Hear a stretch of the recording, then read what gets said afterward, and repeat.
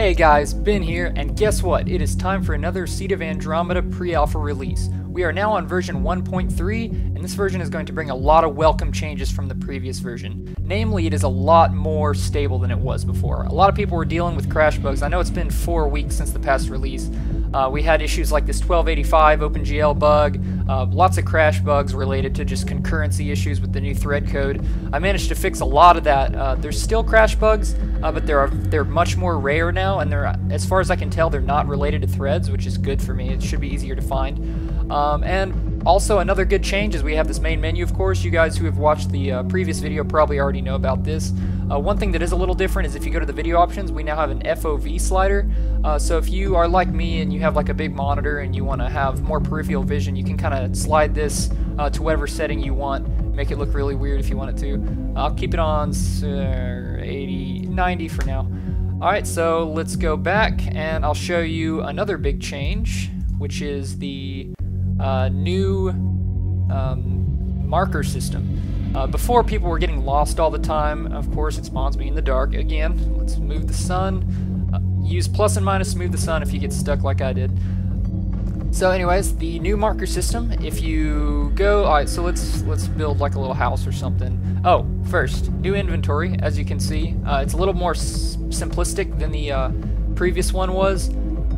We went with this style just because it matches the rest of the UI style of the game. This isn't the final inventory by any means. We're going to definitely change it up a bit. In fact, the actual inventory in the game is going to be projected out of the player's arm, like a hologram, and all of the UI stuff is going to do that. So this is all pretty much temporary, but it might look kind of like what the hologram is going to look like.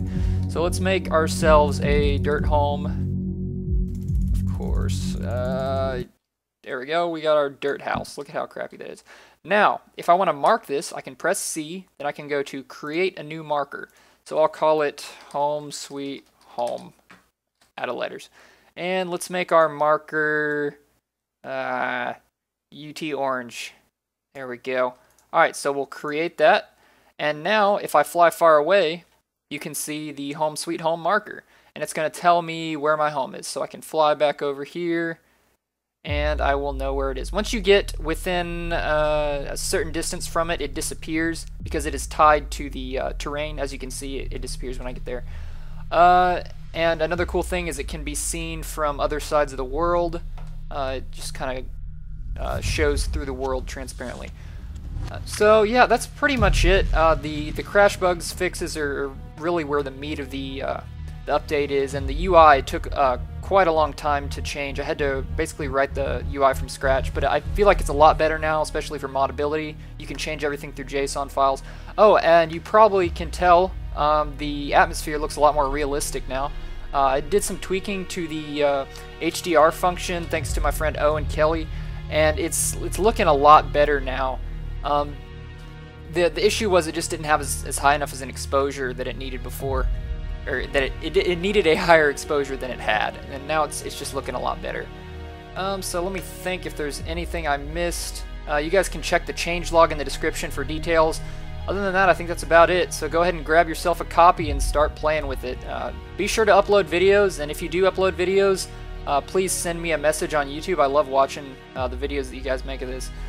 So thanks very much, guys. Stay tuned for other updates, and peace out, everybody.